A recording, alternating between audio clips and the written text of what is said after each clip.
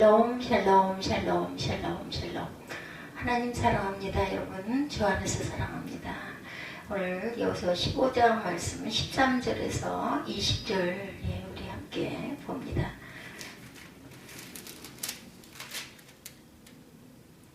여호와께서 여호수아에게 명령하신 대로 여호수아가 기랏 아르바 곧 헤브론을 유다 자손 중에서 분깃으로 엽네 아들 갈렙에게 주었으니 아르바는 아낙의 아버지였더라. 갈렙이 거기서 아낙의 소생 그 세 아들 곧 세세와 아히민과 달면을 쫓아내었고 거기서 올라가서 드빌 진민을 찾는데 드빌의 본 이름은 기랏세벨이라. 갈렙이 말하기를 기랏세벨을 쳐서 그것을 점령하는 자에게는 내가 내 딸 악사를 아내로 주리라 하였으니 갈렙의 아우 그니스의 아들 온니엘이 그것을 점령하였으므로 갈렙이 자기 딸 악사를 그에게 아내로 주었더라. 악사가 출고할 때 그에게 청하여 자기 아버지에게 밭을 구하자 하고 나귀에게 내리매 갈렙이 그에게 묻되 내게 무엇을 원하느냐 하니 이르되 내게 복을 주소서 아버지께서 나를 네겝 땅으로 보내시오니 샘물도 내게 주소서 하매 갈렙이 윗샘과 아랫샘을 그에게 주었더라. 유다 자손의 지파가 그들의 가족들에 받은 기업은 이러하니라. 그리고 쭉 그 설명이 되어져 있습니다. 이스라엘 민족이 오랜 광야 생활을 끝내고 수온 가나안에 들어가 각 지파들이 제비를 뽑아 공격하여 얻은 땅을 분배하죠. 그런데 유다 지파가 뽑은 땅은 분배된 가나안 땅 중에서 가장 큰 땅이었습니다. 그것뿐만이 아니라 그 땅은 가나안 땅 중에 가장 비옥하고 열매가 왕성한 기적의 땅이기도 했다. 그들이 제비 뽑은 땅 중에 헤브론 땅이 그 안에 있었는데 여기는 얼마나 비옥한 땅인지 포도송이 하나가 20kg이 넘고 그래서 그 땅 거민이 모두 거인들이었다라고 설명되어져 있죠. 그러면 어떻게 유다가 이 땅을 소유할 수 있었는가 하는 것입니다. 제비를 뽑았으니 우연인 것 같으나 본문을 잘 살펴보면 그게 우연이 아니고 하나님의 놀라운 축복의 결과였어요. 우리는 하나님의 놀라운 축복받기를 사모하고 신앙생활을 해나가죠. 우리도 유다 지파처럼 놀라운 축복받기를 늘 사모합니다. 그런데 우리는 잘되면 내가 똑똑해서 된 줄 알고 잘못되면 운이 나빠서 그런 줄 아는 그런 문제가 있어요. 그래서 주시는 축복도 받지 못하고 받은 것도 잃어버리는 어리석은 결과를 초래할 때가 많습니다. 우연 같은 것도 하나님의 축복하신 유다 지파의 모습을 바라보면서 우리 교회와 가정이 이런 복을 받기를 사모하고 유다 지파를 통한 축복의 교훈을 함께 말씀으로 은혜를 나눕니다. 첫 번째, 하나님의 약속을 믿는 자가 축복을 누릴 수가 있습니다. 야곱은 아들 12명에게 임종 당시에 귀한 축복을 하죠. 아버지 이삭에게서 임종 때 축복을 받았는데 야곱은 그도 임종 때 똑같이 12아들에게 축복을 합니다. 이 모습이 창세기 49장에 기록되어 있는데 그 아들 중에 가장 많은 축복을 받은 아들이 바로 유다였습니다. 12아들을 위하여 야곱이 축복한 일이 모두 968자나 됩니다. 그 중에 유다를 위한 축복의 말은 무려 242자, 즉 4분의 1의 분량이었다는 거죠. 근데 분량만 많은 것이 아니고 축복은 없고 저주함 받은 시몬에 비하여 유다는 무려 5가지 종류의 축복을 받습니다. 첫째, 형제에게 존경의 대상이 되는 복을 받죠. 유다에 너는 내 형제의 찬송이 될지니라 이렇게 말씀하죠. 두 번째, 승리라는 삶을 살게 될 것이라는 복을 받습니다. 내 손이 내 원수의 목을 잡을 것이요 이렇게 말합니다. 권력의 조성이 되는 축복을 받죠. 세 번째로 내 아비 아들들이 내 앞에서 절하리로다. 홀이 유다를 떠나지 아니하며 치리자의 지팡이가 그 발사에서 떠나지 아니하시기를 실로가 오기까지 미치리니 그에게 모든 백성이 복종하리로다. 창세기 49장 10절입니다. 그러니까 49장 8절, 9절, 10절까지 번성과 으뜸이 되는 축복을 받게 되죠. 보면은 유다는 사자새끼로다. 내 아들과 너는 움킨 것을 찢고 올라갔도다. 그에 엎드리고 그 웅크림이 수사자 같고 암사자 같이 누가 그를 범할 수 있겠나. 49장 9절입니다. 결실이 중다할 것이라는 축복을 받죠. 11절까지 그의 나귀를 포도나무에 매며 암나귀 새끼를 아름다운 포도나무에 맬 것이며 또 그 옷을 포도주에 빨며 그 목장을 포도주에 빨리로다. 이 하나님의 놀라운 약속을 유다가 믿었고 후손이 믿게 됩니다. 그랬더니 그들이 가나안에 들어가서 바로 그 약속이 하나도 남김없이 이루어지죠. 나귀를 포도나무에 매며 옷을 포도주에 빨 것이라는 약속대로 포도송이가 상상할 수 없이 큰 땅을 소유하게 되었다는 것입니다. 유다가 하나님의 약속을 믿은 대로 받은 것처럼 하나님의 약속을 믿으시기를 주의 이름으로 축복합니다. 하나님은 우리에게 수많은 축복을 약속해 주셨고 그 약속을 믿기만 하면 언제든지 넉넉하게 이루실 줄로 믿습니다. 리차드 범브랜드 목사님은 루마니아에서 공산 치하에 복음을 전하다가 감옥에 투옥이 되었어요. 나중에 몇 년은 캄캄한 독방에서 지나게 되었는데 굴하지 않고 신앙을 지켜서 결국 서방 세계의 성도들의 압력에 의해 석방되어 지금은 미국에서 선교 활동을 하고 계시죠. 처음에는 고문과 회유와 압박에 견딜 수 없어서 괴롭고 힘드셨다고 그러죠. 그래서 열심히 성경을 읽었는데 하나님이 도와주시고 함께 하신다는 말씀을 찾아보니 신기하게도 365개나 되더랍니다. 그래서 그것은 매일 하나님이 함께 하시고 도와주시고 승리하게 해주신다는 약속인 줄로 믿고 믿음으로 그 어려운 10여 년의 고문과 독방 생활의 감옥 생활을 이겨서 승리하게 되었다고 하죠. 아브라함은 롯에게 요단 들을 내어지고 헤브론으로 갑니다. 그런데 땅이 너무 척박하고 목축할 수가 없어서 낙심하고 있었어요. 그러던 중에 하나님이 아브라함을 찾아보시죠. 그리고 눈을 들어 동서남 북을 바라보라 말씀하십니다. 그리고 이 땅을 너와 내 자손에게 줄 것이라고 하시고 이 땅에서 내 자손이 바다의 모래 같고 하늘의 별과 같이 번성할 것이다 라고 말씀해 주시죠. 아브라함이 보기에 자손은커녕 자신 혼자 살기도 어려운 땅이었다고 그러죠. 그러나 아브라함은 이 하나님의 약속의 말씀을 믿었습니다. 그리고 그 땅을 종과 획으로 밟고 다니며 이 땅은 하나님이 주신 복된 땅이다 이렇게 외쳤다고 하죠. 그 결과 그 땅은 복된 땅으로 풍요로운 족과 꿀이 흐르는 땅으로 바뀌어졌고 땅에서 아들 이삭을 100세에 얻는 축복을 누리게 되고 그리고 바로 그 땅을 본문의 유다 지파의 소유가 되게 됐다. 하나님의 약속을 믿으시기 바랍니다. 입술로 고백하시고 선포하시기 바랍니다. 하나님의 약속의 말씀을 믿고 그대로 행하시기 바랍니다. 성경에 기록된 말씀을 의심하지 말고 믿고 의지하시기 바랍니다. 그리고 그 믿음으로 열심히 기도하시기 바랍니다. 그래서 유다 지파가 받은 놀라운 축복 여러분도 똑같이 받으시는 주님의 이름으로 축복합니다. 두 번째 약속을 믿는 자에게는 승리를 더하여 주시죠. 유다 지파가 제비 뽑은 땅은 넓고 비옥했지만 거기에는 가나안 족속 중 가장 큰 아낙 자손이 살고 있었어요. 그들의 몸집이 얼마나 컸던지 40년 전에 이스라엘 자손이 이 땅을 정탐하다가 이들을 보고 충격을 받죠. 그래서 포도송이를 가지고 와서 그 땅은 정말 젖과 꿀이 흐르는 땅인데 거인을 삼키는 땅이라는 악평으로 12명의 정탐꾼 중 10명이 보고를 합니다. 그리고 그들이 얼마나 큰지 우리는 거기다 비교하니 메뚜기 같다고 보고하기도 하죠. 40년이 지났지만 그들은 여전히 크고 장대했어요. 그래서 전쟁이 난 모든 유다 지파 사람들이 용기를 잃고 머뭇거립니다. 유다 지파의 갈렙은 믿음의 사람이었고 하나님이 이 땅을 주시겠다고 약속하셨고 바로 자신의 지파가 아낙 자손이 사는 땅을 제비 뽑는 것은 하나님의 섭니다. 이렇게 믿죠.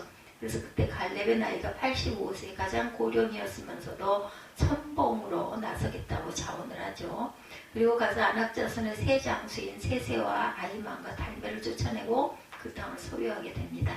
그 모습 여호수아 14장 12절과 15장 14절에 기록이 되어 있어요. 그날에 여호와께서 말씀하신 이 산지를 내게 주소서. 당신도 그날에 들으셨거니와 그곳에는 아낙 사람이 있고 그 성읍은 크고 견고할지라도 여기서 혹시 나와 함께 하시면 내가 필경 야훼 말씀대로 그들을 쫓아내리이다. 15장 14절에도 갈렙이 거기서 아낙의 소생 곧 그 세 아들 세세와 아히만과 달메를 쫓아내었고 이렇게 되어 있습니다. 하나님의 약속을 믿으면 그 약속을 하나님이 이루어 주시려고 승리의 축복을 주시는 줄로 믿습니다. 그러나 여러분도 하나님의 약속을 믿고 행하셔서 유다 지파와 갈렙처럼 축복과 승리를 함께 얻으시기를 주님의 이름으로 축복합니다. 아낙 자손은 가나안에 정착한 지 오래된 민족이에요. 이스라엘이 쳐들어온다고 하니 얼마나 전쟁을 준비하고 대비했겠습니까? 그런데 그 강하고 크고 준비된 나라가 유다 지파와 갈렙의 믿음 앞에 속수무책으로 패하고 멸망합니다. 이것은 전쟁의 승패가 군대의 많고 적음과 작전에 있는 것이 아니라 바로 하나님이 주시는 은총 속에 있다라는 것. 하나님이 마하나임의 하나님이죠. 예, 전쟁의 하나님, 우리를 지키시는 하나님입니다. 하나님이 어느 편, 누구 편에 계시는가, 이게 그 승패의 가장 귀한 키라는 것. 하나님이 누구 편에 서 계신가에 달려있다는 것을 잊지 말아야 된다. 하나님 우리 편에 서셔서 승리를 이루어 주시도록 하나님의 약속을 믿고 행하는 저와 여러분이 되셔야 되겠죠. 기도는 미디안과 싸움을 앞두고 있었어요. 사사기 7장 4절부터 보면은 여호와께서 기드온에게 이르시되 백성이 아직도 많으니 그들을 인도하여 물가로 내려가라. 거기서 내가 너를 위하여 그들을 시험하리라. 내가 누구를 가리켜 내게 이르기를 이 사람이 너와 함께 가리라 하면 그는 너와 함께 갈 것이요. 내가 누구를 가리켜 내게 이르기를 이 사람은 너와 함께 가지 말 것이니라 하면 그는 가지 말 것이니라 하신지라. 사무엘상 14장 6절에도 같은 말씀이 기록되어 있습니다. 사사기 7장 12절에 미디안 군대가 모래사나 골짜기 진을 쳤는데 그 수가 메뚜기 중다한 같고 그들이 타고 온 약대가 해변에 모래 같았다라고 성경에서 말씀하죠. 예, 사사기 7장 1절에서 25절에 기드온이 미디안을 치는 그런 장면에도 보면 이들과 대항할 이스라엘의 군대는 모두 32,000명이었습니다.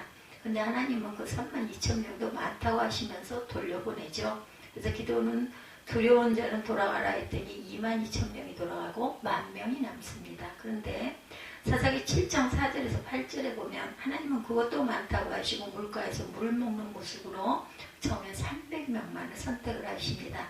근데 더 놀라운 일은 그들에게 창이나 칼이나 무장한 것이 아니라 항아리와 횃불을 가지게 하시죠. 기드온은 대접전이 있기 전날 적군의 몰래 성탐을 갑니다. 미디안 진영에서 적군들이 자신들의 꿈을 이야기하는데 모두 하나님이 기드온과 함께 하신다는 내용의 이야기를 듣게 되죠. 그래서 용기를 얻어 돌아온 기드온이 300명의 군대를 수십만 미디안 군대를 격파하고 승리와 축복을 얻게 되죠. 하나님은 믿는 자에게 승리를 주십니다. 하나님의 축복하실 약속을 완성하기 위해 승리를 주신다라는 것, 이 사실을 믿으시기 바랍니다. 하나님이 승리하게 하실 것을 믿고 나아가는 자에게는 패전이 있을 수가 없다. 승리하게 하실 것을 믿고 열심히 기도하셔서 주님의 이름으로 날마다 승리하는 저와 여러분이 되시기 바랍니다. 세 번째, 하나님은 반드시 나중에 축복으로 끝을 내게 해주신다라는 것. 갈렙이 85세에 노구로 거인들과 싸워서 이겨요. 그리고 나니 갈렙이 아주 피곤했어요. 그래서 마지막 남은 기랏세벨이라는 성 앞에서 외칩니다. 갈렙이 말하기를 기랏세벨을 쳐서 그것을 취하는 자에게는 내가 내 딸 악사를 아내로 주리라 하시죠. 그래서 이 소리를 듣고 온니엘이라는 젊은이가 용기를 냅니다. 그래서 자원하고 나가 그 성을 쳐서 승리하죠. 그래서 그 젊은이가 갈렙의 사위가 됩니다.